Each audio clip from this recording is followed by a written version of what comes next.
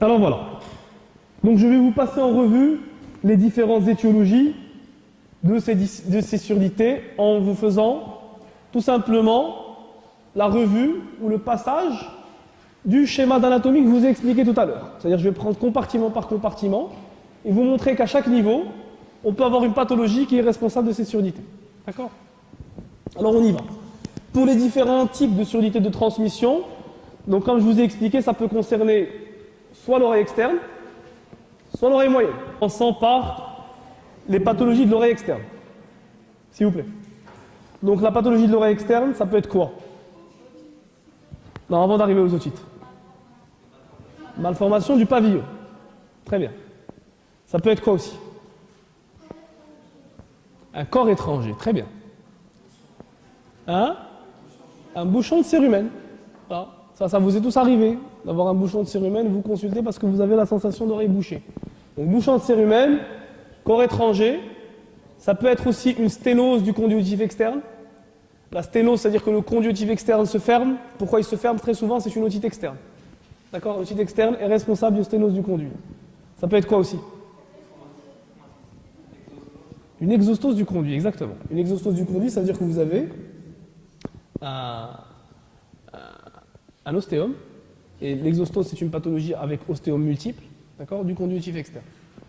Alors vous avez toute la pathologie infectieuse du conduit, c'est essentiellement l'otite externe, maligne ou simple. Quand on dit otite externe maligne, c'est l'otite externe du diabétique, l'otite à Pseudomonas aeruginosa. C'est une otite très sévère qui conduit à une sténose définitive du conduit auditif externe et qui attaque à la base du crâne. D'accord? Donc ça, ce sont les pathologies de l'oreille externe, on va dire les plus fréquentes. C'est le bouchon de cérumen et le corps étranger, d'accord, essentiellement, et les pathologies infectieuses, otite externe simple et otite externe maligne. La pathologie tumorale maintenant, quand on parle de tumeur, ça peut être une tumeur bénigne ou maligne, d'accord? La pathologie tumorale bénigne, c'est surtout donc l'ostéome, donc l'exostose du conduit. Il y a des polypes du conduit aussi, d'accord? Et il y a des tumeurs malignes. Ça existe, c'est excessivement rare les tumeurs malignes du conduit auditif externe. C'est essentiellement le carcinome épidermoïde du conduit auditif externe. Donc retenez simplement que la pathologie conductive externe concerne deux grands chapitres. La pathologie bénigne courante, c'est essentiellement le bouchon de cérumen et le corps étranger, d'accord, chez l'enfant surtout. Ça peut être quoi aussi? La pathologie tumorale, donc essentiellement bénigne, c'est les ostéomes et les exostoses. Et la pathologie tumorale maligne, c'est essentiellement les carcinomes épidermoïdes. D'accord? Et enfin, la pathologie infectieuse, c'est essentiellement l'otite externe. Donc, pathologie du conduit auditif externe égale surdité de transmission. Donc, les surdités de transmission peuvent concerner le conduit auditif externe ou l'oreille moyenne, c'est-à-dire la membrane tympanique ou la caisse du tympan. Alors, pour les affections de l'oreille moyenne, on les regroupe en deux grands sous-chapitres. Il y a les otites à tympan fermé, d'accord, et il y a les otites à tympan ouvert, d'accord, c'est la perforation tympanique. Ok? Retenez que, essentiellement, les pathologies à tympan fermé, la pathologie la plus fréquente dans les cadres des surdités de transmission, c'est ce qu'on appelle l'otite séromuqueuse. Qu'est-ce que c'est que l'otite séromuqueuse? C'est quoi? C'est un épanchement de nature protéique, rétrotympanique, d'accord, liquidien. Ok? Donc cet épanchement, il est responsable d'une hypomobilité du tympan. Le tympan ne bouge plus parce qu'il trouve du liquide, d'accord, et conduit donc à une surdité de transmission. Cette otite séromuqueuse, c'est la maman, c'est le lit de toute la pathologie chronique de l'oreille moyenne, d'accord? C'est de l'otite séromuqueuse que partent les perforations tympaniques à long cours, c'est des otites séromuqueuses que part le cholestéatome de l'oreille moyenne, c'est de l'otite séromuqueuse que par ce qu'on appelle les otites séquelaires, c'est-à-dire les tympanoscléroses essentiellement, et la lysociculaire. D'accord? Donc cette otite séromuqueuse, elle est à tympan fermé, et c'est une pathologie de l'oreille moyenne responsable d'une surdité de transmission. Ok? Donc retenez simplement que l'otite séromuqueuse, son traitement, essentiellement, consiste en deux choses. Lever l'obstacle, parce qu'en général l'otite séromuqueuse, elle est due à des végétations adénoïdes qu'il y a dans le cavum qui finissent par obstruer la trompe d'Eustache et donc créer cet épanchement liquidien, d'accord? Donc enlever les végétations. Et dans les cas les plus rebelles, c'est de mettre un drain transtympanique, c'est-à-dire d'ouvrir, faire une petite mouchure au niveau du tympan et mettre un yo-yo, un drain. C'est un procédé qui est fenêtré, d'accord, et qui a deux oreilles et qui permet d'évacuer l'épanchement de l'oreille moyenne vers l'oreille externe. C'est bon? Donc le traitement d'otite séromuqueuse consiste à ça. La prévention d'otite séromuqueuse, c'est prévenir l'ensemble des pathologies ou de l'évolution des différentes maladies de l'oreille vers la pathologie la plus grave, c'est essentiellement le cholestéatome. D'accord? Donc rappelez-vous que dans le cadre de ces tympans, on va dire fermés, il y a l'otite séromuqueuse. Les otites moyennes chroniques, donc simples, sont elles responsables d'une perforation tympanique, donc le tympan n'est pas fermé. Et dans le cas des otites moyennes chroniques, il y a deux types d'otites moyennes chroniques. Il y a l'otite moyenne chronique dite simple, d'accord, c'est-à-dire la perforation tympanique de la pars tensa, et vous avez les otites moyennes chroniques dites dangereuses. C'est la perforation de la membrane de Shrapnel, qui s'appelle le cholestéatome. D'accord. Pourquoi dangereuse? Parce qu'elle est pourvoyeuse de lyse ossiculaire et de lyse des parois osseuses de la caisse du tympan qui permet de liser même des fois la paroi supérieure et donc d'aller vers le parenchyme cérébral. D'accord? Donc rappelez-vous que le cholestéatome est la pathologie de l'oreille dont le simple fait de faire le diagnostic, je vais vous rappeler de ça dans cette salle, c'est poser l'indication chirurgicale. Et l'indication chirurgicale est posée simplement à l'aide de l'examen otoscopique. L'autoscopie en fait le diagnostic et pose l'indication chirurgicale. Toute perforation supérieure, de la partie supérieure de la membrane tympanique au-dessus des ligaments tympanomalléaires de la membrane de Shrapnel, d'accord? C'est-à-dire de la pars flaccida. C'est un cholestéatome et c'est quelque chose qu'il faut opérer. Là, je vais vous rappeler de ça en sortant de cette salle. Et c'est évidemment responsable d'une surdité de transmission. Voilà, très bien. Donc, je vous passe les détails des différentes formes cliniques de l'otite chronique, qui sont l'otite fibroadhésive et l'otite atelectasique et l'otite tympanosclérose. Ça, ce sont des formes un peu particulières. Retenez simplement qu'il y a deux grands sous-types. Il y a le tympan qui est fermé, et là vous êtes dans essentiellement l'otite séromuqueuse, liquide derrière le tympan. Et il y a le tympan ouvert, c'est essentiellement l'otite moyenne chronique simple, si la perforation concerne la pars tensa, et l'otite moyenne chronique dangereuse, si la perforation concerne la pars flaccida ou la membrane de Shrapnel. Et tout ça, c'est responsable d'une surdité de transmission. Ok? Alors ensuite, devant ces tympans qui sont fermés ou ouverts, mais qui sont en tout cas anormaux, parce qu'il soit il y a un épanchement rétrotympanique, soit il y a une otite moyenne chronique, c'est-à-dire une perforation, il y a d'authentiques surdités de transmission qui sont dues à un tympan normal. C'est-à-dire vous voyez le tympan, il est normal, vous faites l'épreuve de RIN et vous voyez que le RIN est négatif, c'est-à-dire que la conduction osseuse est supérieure à la conduction aérienne et le patient a une surdité progressive. Très souvent, c'est une dame, très souvent ça vient après des accouchements et des épisodes de la vie génitale, essentiellement la grossesse, et c'est une pathologie qui porte un nom qui s'appelle l'autospongiose. L'autospongiose, c'est quoi? C'est une ostéodystrophie de la platine de l'étrier, qui fait que cette platine de l'étrier, elle est ankylosée. Elle ne fait plus son mouvement de piston dans la fenêtre ovale. Et elle est responsable d'une surdité de transmission à tympan normal avec une surdité de transmission qui est en général modérée à sévère et qui va, à l'aide du réflexe tapédien, d'accord, en faire le diagnostic, puisque c'est une pathologie où il n'y a plus de réflexe tapédien. Ça veut dire quoi, il n'y a plus de réflexe tapédien? Parce que l'étrier ne bouge plus. D'accord? Donc même si vous mettez des sons très très forts, eh ben, il n'y aura plus ce réflexe de protection de l'oreille interne, parce que justement l'étrier n'a plus de mouvement. D'accord? Et ça donne donc cette surdité de perception. C'est une pathologie un peu particulière, dont le diagnostic pose aussi l'indication de chirurgie. C'est une chirurgie fonctionnelle qui marche très très bien, qui marche dans plus de 95% des cas. Donc c'est une chirurgie un peu particulière où il faut faire un trou dans la platine de l'étrier, d'accord, et mettre un piston. D'accord, il faut mettre un piston en ayant enlevé l'étrier, garder juste la platine, d'accord, mettre un piston qui va permettre de faire le mouvement de va-et-vient que devait faire normalement l'étrier qui est ankylose. D'accord. Donc c'est une chirurgie qui marche très très bien, qui réussit dans 95% des cas, et qui est donc due à une pathologie de l'oreille moyenne, qui est due à une surdité de transmission à tympan normal, d'accord, dont on fait le diagnostic à l'aide de l'audiométrie et de l'impédancemétrie. Ok? Alors il y a un cas particulier, qui est une pathologie aussi un peu peu rare, qui s'appelle le syndrome de House ou syndrome de marteau fixé, qui est une surdité de transmission à tympan normal avec réflexe tapédien conservé, qui n'est pas une autospongiose. C'est le marteau qui est fixé. Et ça, vous en faites le diagnostic qu'en chirurgie en péropératoire. C'est-à-dire vous trouvez que le réflexe tapédien est toujours là, vous allez décoller le tympan et voir que c'est le marteau qui ne bouge pas. D'accord? Et là, vous enlevez le marteau et vous mettez ce qu'on appelle un piston malleus, c'est-à-dire derrière le tympan, vous mettez une prothèse qui va faire le rôle du marteau et qui va permettre de conduire le son, tympan, marteau, enclumétrie. D'accord? C'est des pathologies rares. Je vais vous dire, j'en ai vu une dans ma vie, depuis que je fais de l'ORL, donc c'est quelque chose de rare par rapport à l'autospongiose, qui est une pathologie qui touche 0,5% de la population, qui est une pathologie qui est relativement fréquente. Voilà, donc grosso modo, les étiologies des surdité de transmission que je veux que vous connaissiez, c'est celle-là. Conduit auditif externe, corps étranger et bouchon, ostéome, exostose, c'est-à-dire tumeur bénigne, tumeur maligne, carcinome épidermoïde et pathologie infectieuse, essentiellement le site externe.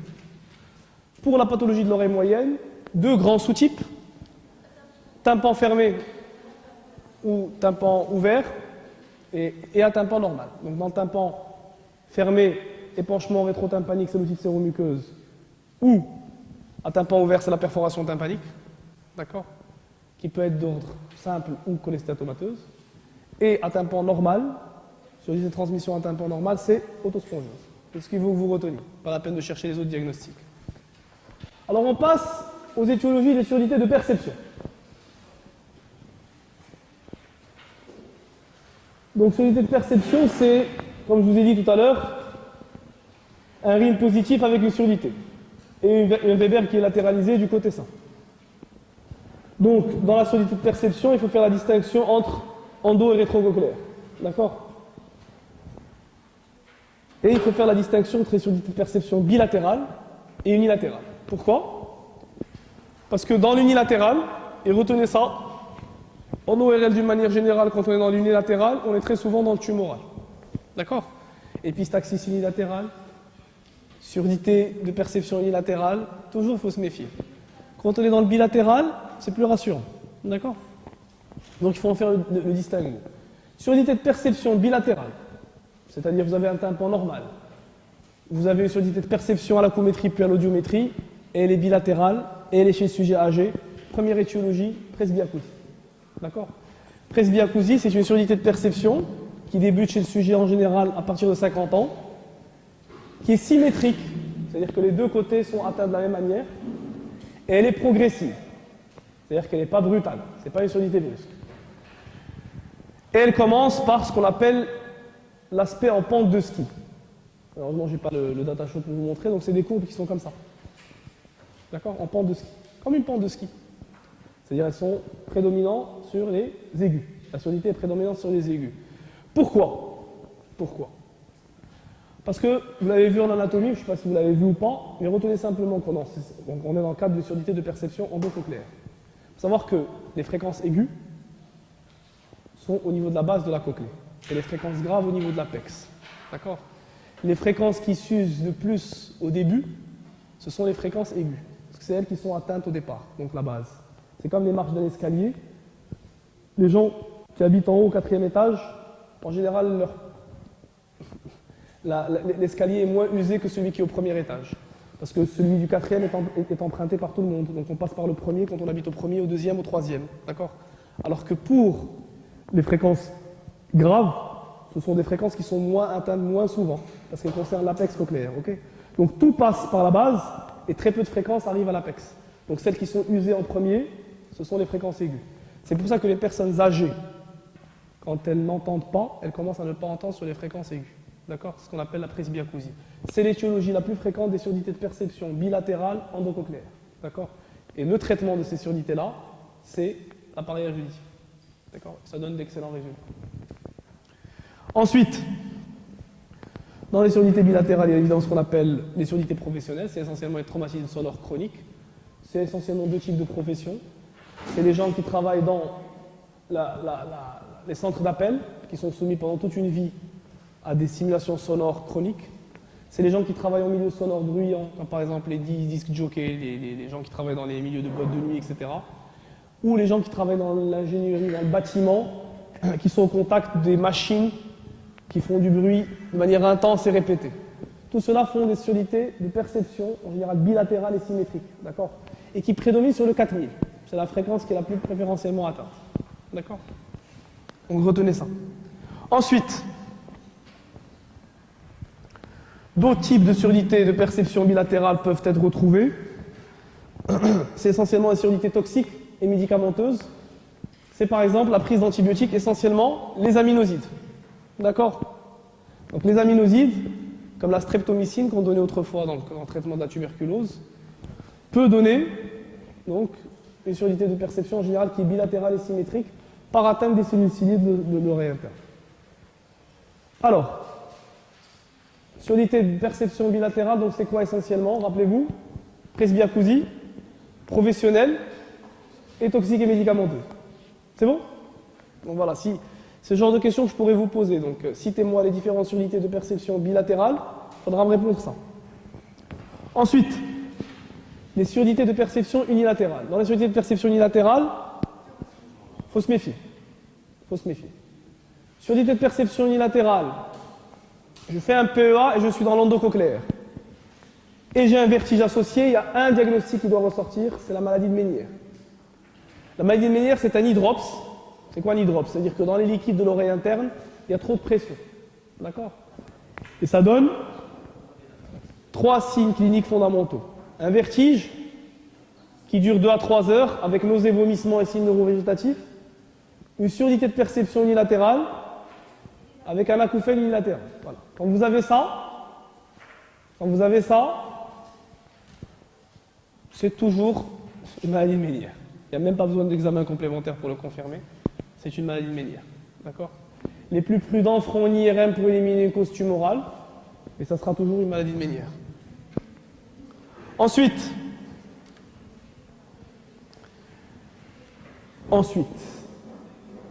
le diagnostic qui fait le plus peur dans le cas de ces surdités de perception unilatérale, qui donnent des signes cliniques un peu particuliers. Donc c'est en général une surdité associée à un vertige, ou plus une sensation d'instabilité, un acouphène unilatéral et des fois une paralysie faciale. Vous faites l'audiométrie, vous trouvez une surdité de perception. Vous faites le PA, vous trouvez que c'est une surdité de perception rétrocochléaire, c'est-à-dire un allongement des latences. Le diagnostic qui doit ressortir, c'est ce qu'on appelle le neurinome de l'acoustique, ou jvanome vestibulaire inférieur. Ça veut dire quoi? C'est une tumeur, d'accord? Une tumeur du nerf vestibulaire, qui est une des branches du 8, d'accord? Et qui va donc ralentir ce tracé de l'influx auditif vers les zones d'intégration corticale. Et quand vous avez cette présomption, c'est-à-dire une surdité de perception unilatérale, une surdité de perception qui est du type rétrocochléaire au potentiel évoqué auditif, il y a un examen à faire qui est l'IRM. L'IRM injecté avec du gadolinium qui pourra faire donc le diagnostic de ce neurinome d'acoustique. D'accord, c'est clair ça? Donc surdité de perception unilatérale, rétrocochléaire, il y a un diagnostic à ressortir, neurinome de l'acoustique. Pourquoi il faut ressortir ce diagnostic? Parce que c'est une tumeur qui, lorsqu'elle est débutante, donne hypoacousie avec vertige, mais avec le temps, se complique d'une paralysie faciale, parce que la tumeur comprime le nerf facial dans l'angle pontocérébelleux, et avec le temps, grossit, et donne des signes d'hypertension intracrânienne. D'accord? Avec tout ce que vous savez comme conséquence par rapport à ça. Alors, le traitement de ces neurinomes d'acoustique, c'est un traitement qui est chirurgical, d'accord? Ou par ce qu'on appelle la radiochirurgie, la gamma knife. Retenez simplement ça. Bon, la dernière cause de ces surdités de perception, parmi les causes les plus fréquentes, c'est ce qu'on appelle la surdité brusque. La surdité brusque, c'est quoi? C'est une perte auditive brutale sur 3 fréquences audiométriques consécutives de perception, sans cause évidente. D'accord? Donc vous faites une audiométrie, vous trouvez que c'est une surdité de perception, vous faites le PEA et le type endocochléaire, et c'est une pathologie donc qui est, on va dire, idiopathique, cryptogénétique, dont on ne connaît pas la cause. Plusieurs hypothèses éthiopathogéniques ont été émises, des causes inflammatoires, des causes auto-immunes, des causes infectieuses, Bref, on ne sait pas à quoi c'est dû, mais ça s'appelle une surdité brusque. D'accord? Elle est unilatérale, elle est brutale, elle est sur 3 fréquences audiométriques consécutives, et elle est d'installation brutale, sans aucune étiologie retrouvée. C'est un diagnostic d'élimination. D'accord? Quand vous avez éliminé le ménière, quand vous avez éliminé le neurinome, et que vous vous retrouvez devant ce cas de figure, donc surdité de perception unilatérale sans cause connue, vous l'étiquetez comme surdité brusque. Le traitement de cette pathologie, c'est une hospitalisation du patient et la mise en route d'un traitement corticothérapie. Donc la corticothérapie à base de 1 mg kg en général par voie IV pendant 7 jours. D'accord? Il y a d'autres protocoles qui ont été testés, comme le protocole de Steinert qui donnait la paralysie faciale. C'est de donner 80, 80, 120, 120, puis de dégraisser à 70 et de revenir sur les 80 et d'arrêter. Et de donner des vasodilatateurs. Essentiellement, c'est des traitements qui permettent voilà, d'oxygéner, si vous voulez, l'oreille interne pour essayer de retrouver donc, la fonction auditive. Donc, on donne ce qu'on appelle le carbogel, on donne des vasodilatateurs comme le notropine, comme le Vastarel, etc. Ce sont des traitements qui vont permettre de dilater les micro-vaisseaux de l'oreille interne pour lui permettre, disons, de se réoxygéner et de retrouver une fonction auditive normale. Alors ça, ce sont les 3 grosses étiologies que je veux que vous connaissiez de surdité de perception. D'accord? C'est unilatéral, c'est-à-dire le neurinome d'acoustique, allez-y, la maladie ménière et la surdité brusque. Voilà, ça c'est dans l'unilatéral. Dans le bilatéral, le chef de file, c'est la presbyacousie et les surdités professionnelles, et enfin, les causes toxiques, essentiellement les aminosies. Voilà, grosso modo, le passage en revue des étiologies de ces surdités chez l'adulte. Je vous ferai la prochaine fois, en une demi-heure, les particularités de l'enfant, d'accord, et les pathologies qui sont pourvoyeuses de surdité chez l'enfant.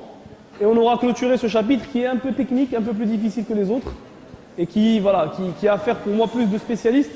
Ce que je veux que vous reteniez dans ce cours, s'il vous plaît, c'est la démarche diagnostique, d'accord, avec un examen qui repose sur un interrogatoire minutieux, un examen clinique bien précis, d'accord, et essentiellement les titres des étiologies. D'accord, on ne rentre pas dans le détail des étiologies parce que pour moi, c'est affaire du spécialiste. Voilà, je vous remercie.